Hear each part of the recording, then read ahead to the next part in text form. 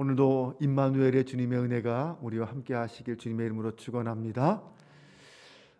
레위기 이제 11장부터 25장까지는 정결규례라고 불리는 부분입니다. 이스라엘이 정결한 백성으로 살아가기 위해서 지켜야 할 것들이 무엇인지를 말하고 있기 때문입니다. 그런데 이것들은 성막에서의 정결을 말하는 것이 아니라 일상 가운데 삶의 자리에서 지켜야 할 규례를 말하고 있습니다. 그 말은 성도가 지켜야 할 거룩함이란 성막 안에서만 유지되거나 지켜야 할 것이 아니라 일상의 삶 속에서도 지켜야 한다라는 것을 가르쳐 줍니다.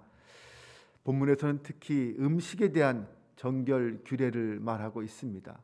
오늘 매일 성경 본문은 23절까지인데 1절부터 8절 우리가 읽은 이 부분은 육지의 짐승 중에서 정한 것과 부정한 것을 말하고 있고 9절에서 12절까지는 수중 생물 가운데 정한 것과 부정한 것에 대하여 13절부터 23절까지는 새와 곤충 중에서 정한 것이 무엇이고 부정한 것이 무엇인지 말하고 있습니다. 여기에서 중요한 것은 무엇이 정하고 무엇이 부정하냐 그런 것보다는 그것을 정하신 하나님의 뜻이 과연 무엇이냐라는 것입니다. 그 하나님의 뜻을 깨달아 그 뜻에 순종하는 삶을 사는 것이 중요하다라는 것입니다.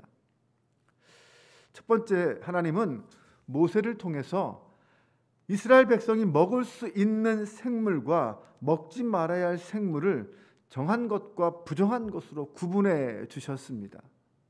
짐승 중에서는 굽이 갈라지고 또 새김질을 하는 것은 먹어도 되지만 그렇지 않은 것은 먹지 말라라고 하셨고, 물에 사는 생물 중에서는 지느러미와 비늘이 있는 것은 정한 것이지만 그렇지 않은 것은 부정하다라고 하십니다.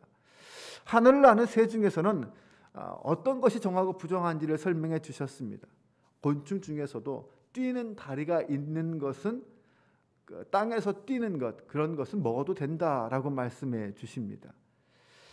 그런데 이러한 구분이 어떤 기준에 의해서 만들어진 건지는 알 수가 없습니다. 하나님은 거기에 대해서 특별한 말씀을 하지 않으셨으니까요.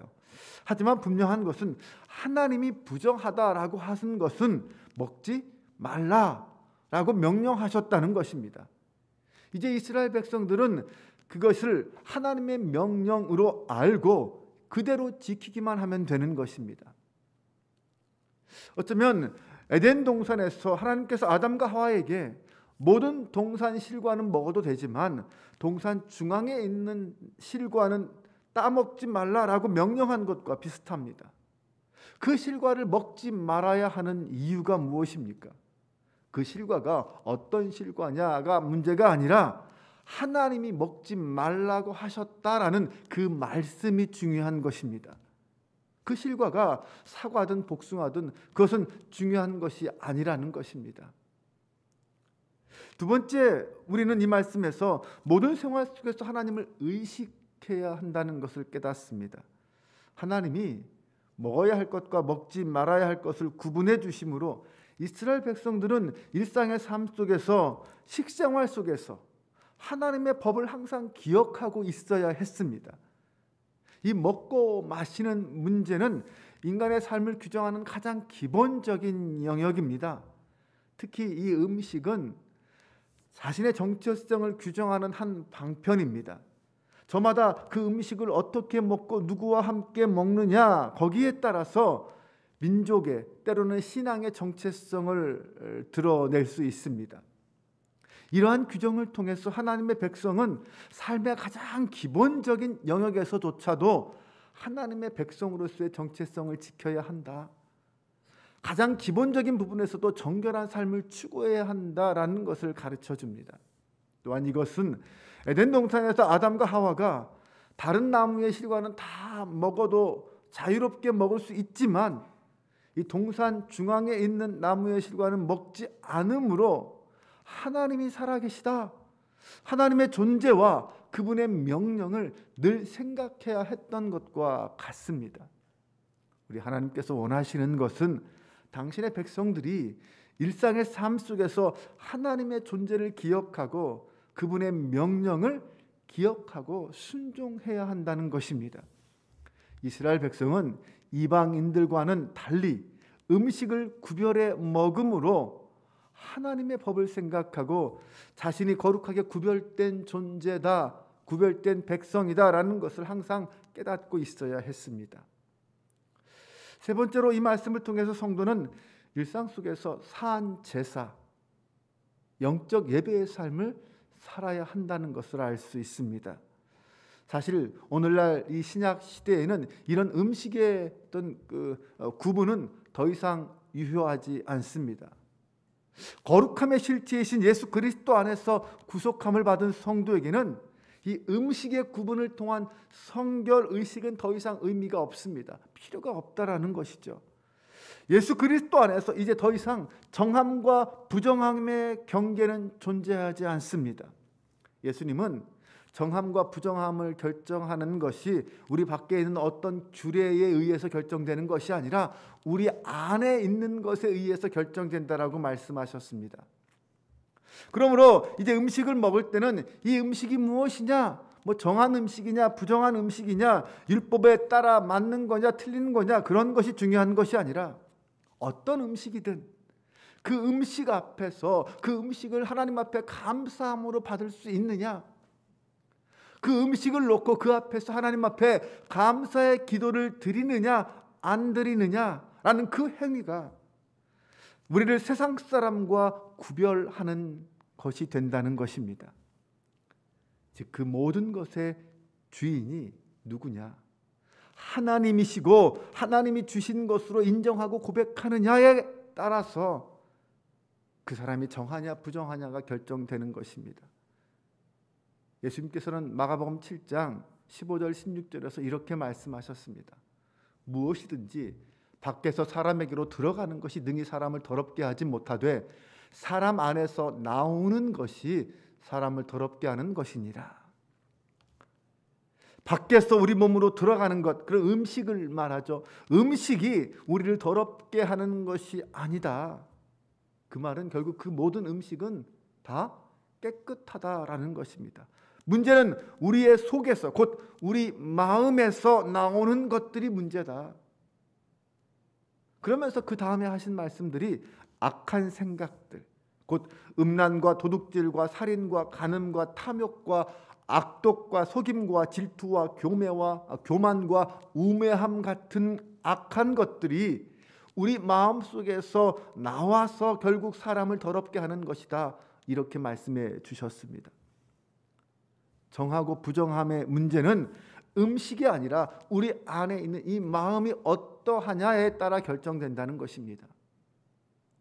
사도행전 11장에 보면 하나님께서는 이 베드로에게 환상 중에 부정한 동물들을 보여주시면서 그것들을 잡아먹으라 라고 말씀하셨습니다. 그렇게 하셔서 유대인들이 부정하다고 비판하는 그런 이방인들에게도 복음을 전해야 한다라는 것, 그들도 거룩한 하나님의 백성이 될 수 있다라는 것을 가르쳐 주신 것입니다. 이제 신약 시대에는 하나님이 음식을 구분해 주신 그 목적과 의미만 남아 있습니다.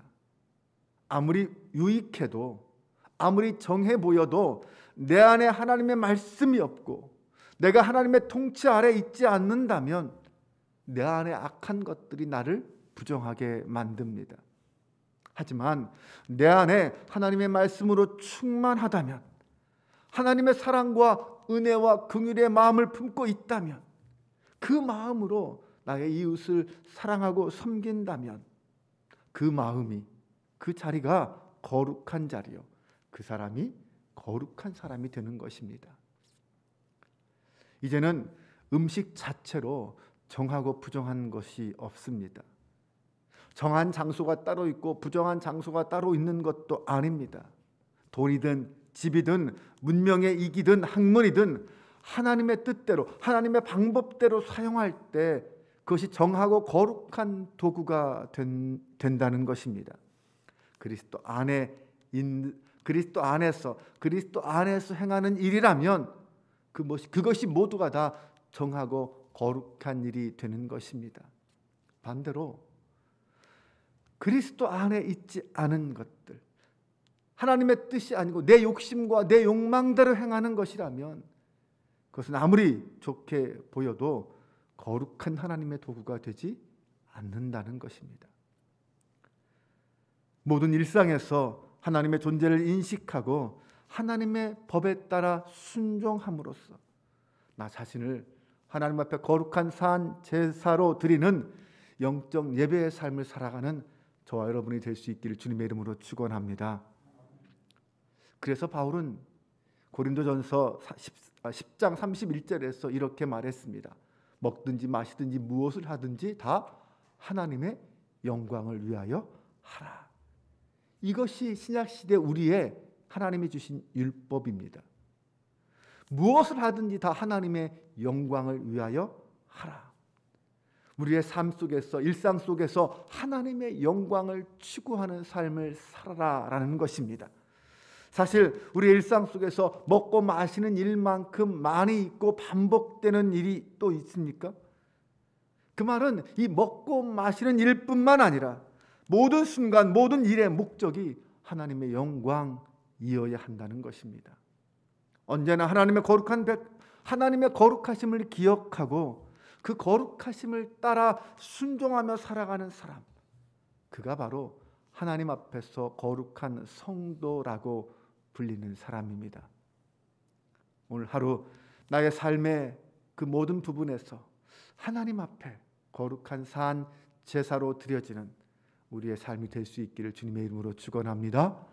기도하겠습니다. 하나님, 우리를 당신의 자녀로 불러주시고 거룩한 하나님의 백성으로 세워주신 것 감사합니다. 이제 하나님께 부름받은 거룩한 성도로서 삶의 모든 자리에서 하나님이 기뻐하시는 거룩한 산 제사로 드려지는 우리의 일상이 되게 하여 주옵소서. 언제 어디서나 하나님을 내 안에 모시고 하나님의 뜻에 따라 순종하는 삶을 살기 원합니다. 하나님이 내 손에 주신 것들, 내 안에 주신 그 모든 축복의 도구들이 하나님을 위하여, 하나님의 영광을 위하여 거룩하게 사용되어지게 하여 주옵소서. 행여나 주님이 주신 축복들 하나하나가 하나님을 잊어버린 채 내 욕심과 내 욕망에 따라 행해지고 있지는 않습니까? 그 모든 것을 떠나 하나님의 영광이 우리의 삶의 영원한 목적이 되게 하여 주옵소서. 오늘도 주님과 함께 동행하며 삶을 살게 하시고 마주치는 사람에게 만나는 일들마다 하나님의 영광만 드러나게 하여 주옵소서. 예수 그리스도의 이름으로 기도합니다. 아멘.